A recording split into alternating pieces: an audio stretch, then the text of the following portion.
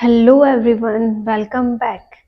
आज हम बात करेंगे समय को लेकर। एक स्टूडेंट के लिए सबसे अधिक उपयोगी समय है। हमें समय को समझना है कि हम समय को कैसे मैनेज करें, कैसे उसका उपयोग करें। हम जितना समय का सदुपयोग करेंगे, हम उतने ही अपने लक्ष्य की ओर बढ़ते जाएंगे।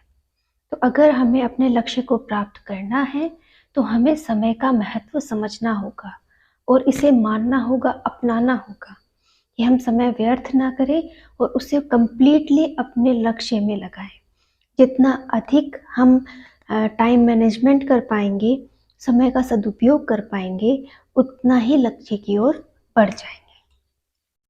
हमें हमारे समय को बिल्कुल बर्बाद नहीं करना है किसी भी बुरे व्यसन, जैसे कि हम बात करें फ़ोन वगैरह में, मूवीज़ वगैरह में, या फिर हम कहें कि बातचीत में लोग क्या कह रहे हैं ये सोचने में। इन सब को हमें क्या करना है, इग्नोर करना है। इग्नोर लिस्ट में डालना है कि हाँ नहीं, हमें कोई परवाह नहीं है आप क्या बोल रहे हो, अब मैं फ़ोन नहीं देखूंगा, ये मेरा समय बर्बाद कर रहा है। तो अगर आपने ऐसा कुछ कर लिया तो आप मानेंगे कि आप अपने लक्ष्य के बहुत करीब आ गए। सबसे मेन पॉइंट अगर मैं आपसे ये कहूँ तो हमारे मन में जो हम जिस उम्र में आके तैयारी कर रहे हैं, स्पेशली आज मैं फर्स्ट ग्रेड वालों को लेके ये बात कह रही हूँ कि जिस उम्र में आके हम तैयारी कर रहे हैं वो एक मैच्योर उम्र में गिनी जाती है। तो इस समय क्या होता है, लोग क्या कह रहे हैं ये हमारे ऊपर बहुत ज़्यादा इफेक्टेड हो जाता है। लोग कहते हैं ले अब तक कमाता ही नहीं है, बेरोजगार है, या ये कहे कि ले अब तक पढ़ रहा है, इसका कुछ हुआ ही नहीं है। तो कुछ ऐसी ऐसी बातें या इससे भी कुछ अलग डिफरेंट बातें भी हो सकती हैं। ये हमारे माइंड में क्या करती हैं, घर कर जाती हैं और हम सोचते हैं यार लोग क्या कह रहे हैं, ये मैं सच में ही ऐसा हूँ क्या। तो हम डिप्रेशन भी में भी आ जाते हैं, कई बार अपने लक्ष्य से भटक जाते हैं। तो प्लीज़ इतना ही कहना चाहूँगी कि आप इन सब बातों को इग्नोर कीजिए। लोग क्या कहते हैं इस बात का तो आप पे कोई फ़र्क होना ही नहीं चाहिए, क्योंकि जब आप सफल होगे तो यही लोग आपके बारे में बहुत अच्छा बोलने लग जाएंगे। बोलेंगे हाँ मुझे तो पहले ही पता था ये कुछ ना कुछ कर लेगा। लेकिन आपको उस दिन तक इनका वेट करना है, बिना जवाब दिए, बिना इनकी बातों को अपने मन से लगाए। आपको केवल मेहनत करनी है। काफ़ी हाउसवाइफ हैं जो तैयारी कर रही हैं और बहुत अधिक उन्हें बातों का सामना करना पड़ता है। तो मैं उनसे भी यही रिक्वेस्ट करूँगी कि आप सभी बातों को क्या करें, इग्नोर करें। इग्नोर करते हुए अपने लक्ष्य की ओर बढ़ें। ये सब लोग एक दिन चुप हो जाएंगे आपकी सफलता को देख के। तो इग्नोर कीजिए और पूरा ध्यान अपनी पढ़ाई पे लगाइए। इन लोगों का कुछ नहीं बिगड़ता है, बिगड़ता है आपका और आपकी सेहत का। तो प्लीज़ अपने माइंड को चार्ज रखिए। माइंड चार्ज रखते हुए पढ़ाई कीजिए, वही आपके लिए बेस्ट है। इस कान से सुनिए और इस कान से निकाल दीजिए। ये ओनली फॉर उन लोगों की बातों के लिए है जो आपके लिए नेगेटिव बातें बोलते हैं। तो नेगेटिव बातों पे बिना ध्यान दिए आप पढ़ाई पे ही फोकस करें। अब बात ये आती है कि हम हमारे समय को मैनेज कैसे करें, हम हमारे समय का सदुपयोग कैसे करें। तो जो तैयारी कर रहे हैं मैं उनसे ये कहना चाहूँगी कि 1 साल पूरी तरह से आप अपनी तैयारी को दे दें। 1 साल, 6 महीना या जो भी आपका बन पड़ता है कि हाँ इतने दिनों में मैं तैयारी कर सकता हूँ, एग्ज़ाम को निकाल सकता हूँ, तो वो आप पूरी तरह से समर्पित होकर अपनी तैयारी को दे दें। 4 महीने, 6 महीने से नीचे में तो सिलेक्शन होगा नहीं, ये तो आप मान के चलिए। 4 महीने, 6 महीने, साल तो हमें एक प्रॉपर तैयारी के लिए चाहिए होता है। ओके, तो अगर आप तैयारी कर रहे हैं तो अपने समय को मैनेज ज़रूर करें।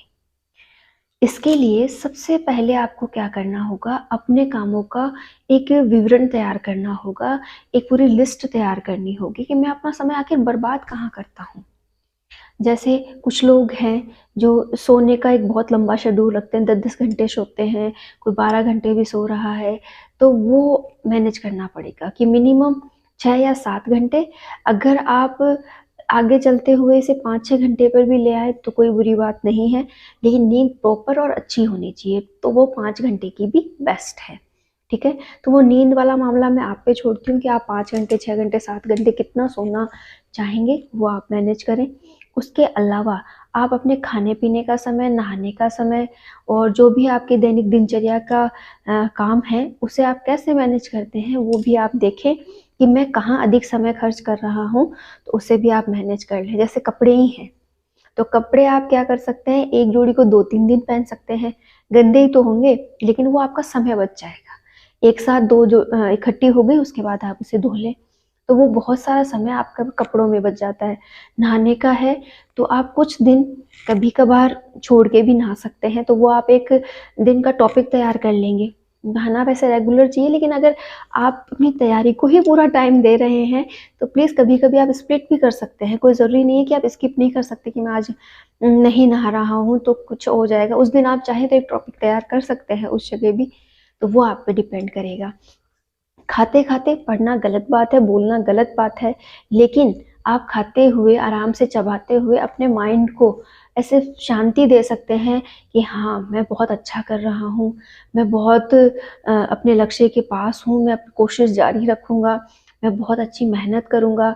तो वो एक क्या है, वो खाना भी बहुत अच्छे से आपको लगेगा और उसी के साथ-साथ आप अपने माइंड को भी चार्ज कर पाएँगे।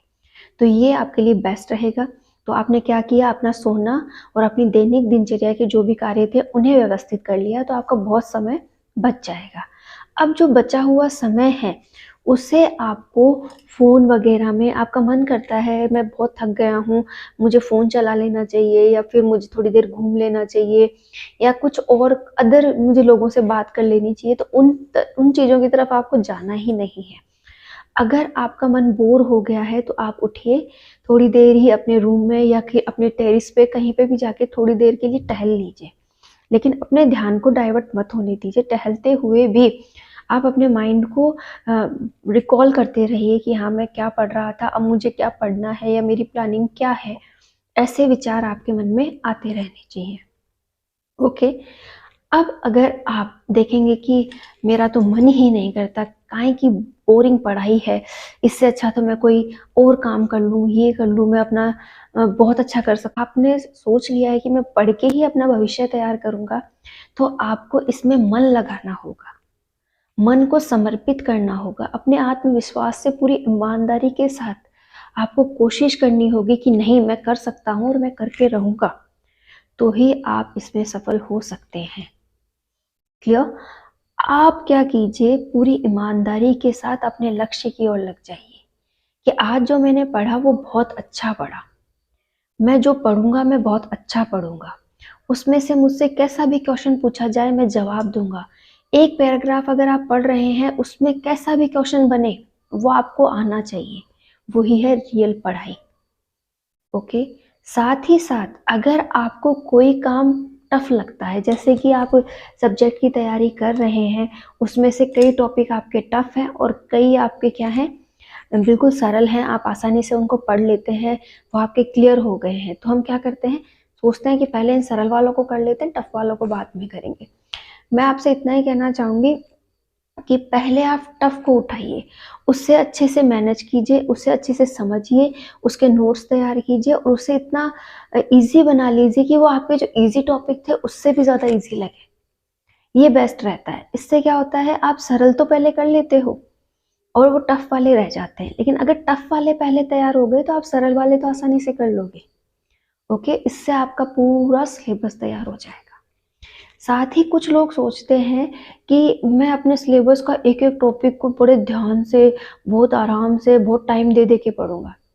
इससे अच्छा है कि आगे का सिलेबस आपको बर्डन लगे, एक बार आप सरसरी नज़र से मतलब ये है, जैसे हिस्ट्री का आपके पास कोई बुक है, हिस्ट्री आप तैयार कर रहे हैं या आप ज्योग्राफी तैयार कर रहे हैं, तो उस टॉपिक को लीजिए और एक अच्छी से रीडिंग मार दीजिए, पूरे ध्यान से कॉन्संट्रेट होके। ठीक है? इससे आपके कुछ एक वर्ड्स आपके माइंड में छपने लग जाएँगे। फिर आप दूसरी रीडिंग भी मार दीजिए, जो भी है आपके पास 20, 25, 30 पेजेज़, ज़्यादा से ज़्यादा 100 पेजेज़ होंगे। 100 पेजेज़ की आप बहुत अच्छी-अच्छी 2-3 रीडिंग मार दीजिए। आप फ़ील करेंगे कि आपका सिलेबस आपके सामने बहुत छोटा फ़ील हो रहा है। ठीक है? फिर आप पर टॉपिक वाइज़ तैयारी स्टार्ट कीजिए कि हाँ, अब मैं ये टॉपिक उठाऊँगा, इसमें से क्या इम्पोर्टेंट है, क्या इम्पोर्टेंट नहीं है, या तो मैं उसे अंडरलाइन कर लूँगा या फिर मैं उसके शॉर्ट नोट्स बना लूँगा। नोट्स आपको शॉर्ट ही बनाने हैं, पूरी पोथी नहीं लिखनी है, पूरा आपको उसमें नहीं लिखना है। वो नोट्स बनाने हैं जो आपको समझ में आ जाए, लाइन टू लाइन, आसानी से एक एक लाइन का जो भी आपको सारांश मिला, एक एक पॉइंट मिला, वो आपको उसमें लिख लेना है। तो इससे क्या होगा, आपका टाइम भी बचेगा, आपको समझ भी आएगी और सिलेबस 2-3 बार पढ़ा हुआ सा भी फील होने लग जाएगा। ठीक है, और इससे आप में कॉन्फिडेंस डेवलप होगा कि हाँ मैं कर सकता हूँ, मेरा सिलेबस पढ़ा नहीं है, मैंने पढ़ लिया है उसको एक बार। ओके, और आपके सिलेबस के टॉपिक आपको पढ़े हुए रटे हुए होने ही चाहिए कि हाँ मेरे सिलेबस में मुझे ये टॉपिक दिया गया है, मेरे फर्स्ट ग्रेड का या फिर मेरे किसी अदर कंपटीशन का ये सिलेबस है, इसके ये टॉपिक्स हैं, ये मुझे कहीं पे भी मिले, इसको मैं ध्यान से पढ़ूंगा, चाहे वो न्यूज़ में क्यों ना आ रहा हो, न्यूज़ भी मैं बड़े ध्यान से सुन लूँगा। ठीक है, या फिर मुझे कोई अदर क्यों ना बता रहा हो, मैं उसको भी बड़े ध्यान से समझ लूँगा, ये आपके मन में होना चाहिए। इसके अलावा नेक्स्ट काम आपको क्या करना है कि अगर जैसे कोई हाउस वाइफ है या कोई बाहर जाके वर्क करने वाला आदमी है, तो वो क्या करे कि वो अपना वर्क थोड़ा सा डिवाइड कर दे। ठीक है, जैसे हाउस वाइफ क्या कर सकती हैं, थोड़ा सा काम अपने सासू माँ को दे दिया, थोड़ा सा ननद को भी करवा लिया, थोड़ा सा हस्बैंड को बता दिया, और ऐसे मतलब छोटे मोटे काम आप उनकी हेल्प लेके कर सकती हैं।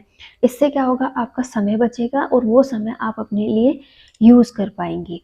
साथ ही जैसे कोई काम करने वाले आदमी या औरत है तो वो भी अपने काम को डिवाइड कर सकते हैं, साथ में आके खाना साथ बना सकते हैं, तो अपना टाइम बचा लेंगे। वर्क करने जा रहे हैं तो वहाँ पे अगर कोई फ्री टाइम मिलता है तो वहाँ पे भी अपनी पढ़ाई को जारी रख सकते हैं। तो इस तरीके से आपको क्या करना है, ओवरऑल टाइम मैनेजमेंट करना है। टाइम मैनेजमेंट करते हुए आप अगर पढ़ाई करेंगे तो आप अपने लक्ष्य की ओर बढ़ जाएंगे। समय की कदर करके ही इंसान सफल हुआ है, इसके कई एग्जाम्पल हमने देखे हैं और आज हमारे सामने उपस्थित भी हैं। चाहे आप धीरूभाई अंबानी को ले लीजिए, चाहे आप रतन टाटा को ले लीजिए, चाहे आप किसी भी बड़े उद्योगपति, कोई सरकारी जॉब वाले, चाहे किसी को भी ले लीजिए, सभी एक मैनेज टाइम को लेके चलते हैं। तो आप भी अपने टाइम को मैनेज कीजिए और पूरी ईमानदारी के साथ अपने लक्ष्य की ओर बढ़ जाइए। यही एक बेस्ट वे है सफल होने के लिए।